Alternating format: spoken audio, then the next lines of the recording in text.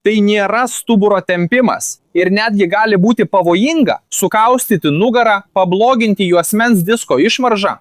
Šiame vaizdo įraše aš tau parodysiu, kaip saugiai ir lengvai namuose ištempti stuburą, ypač jei turi juosmens disko išvaržą arba artrozę. Ir svarbiausia, pamatysi, kad nereikia būti jaunam, lieknam ar labai lankščiam, kad galėtum atlikti šį tempimą ir atpalaiduoti stuburą.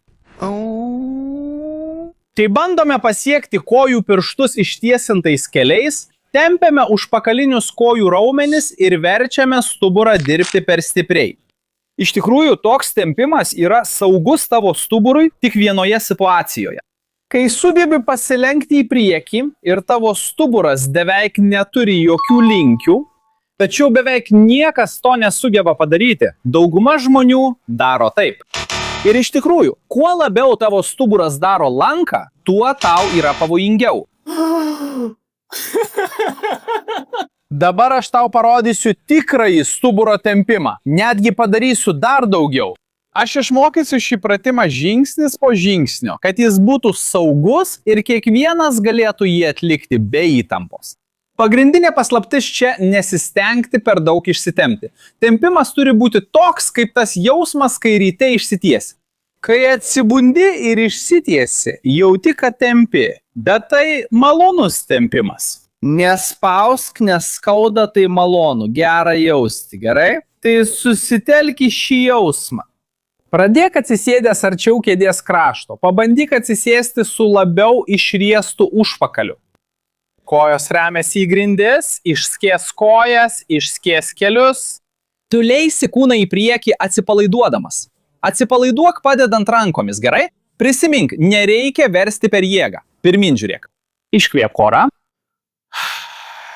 Leiskis į priekį, remkis alkūnėmis, iškvėp orą, leiskis žemyn tol, kol pajusi stuburo tempimą, gerai? Laikykis už kulkšnies, laikykis už pėdos. Jei gali, pasiek grindis ir tiesiog atsipalaiduok. Dėmesio! Jei laikai galvą pakeltą, smakrą į priekį, pabandyk atsipalaiduoti. Jei sunku, gali padaryti taip. Žiūrėk, linktel galvą kartu su kvėpavimu. Įkvėpk, iškvėpk ir atpalaiduok galvą. Tu išliksi susitelkęs šioje stuburo tempimo padėtyje. Kvėpuosi lėtai ir atsipalaidavęs. Nuo 30 sekundžių iki 1 minutės. Po to lėtai atsistosite, taip pat padedant rankomis štai taip.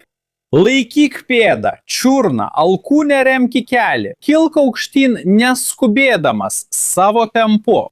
Ir čia pabandyk ištiesinti savo stuburą, tarsi surinktum jį iš apačios į viršų.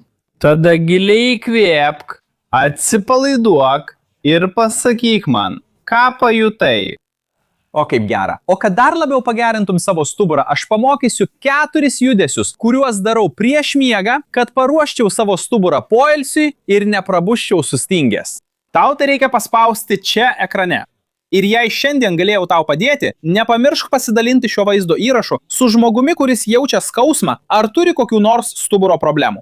Tik tiek aš ir prašau, leisk šiam vaizdo įrašui pasiekti ir padėti tiems, kam to reikia. Aš atsisveikinu, stipriai apkabinu ir iki kito karto.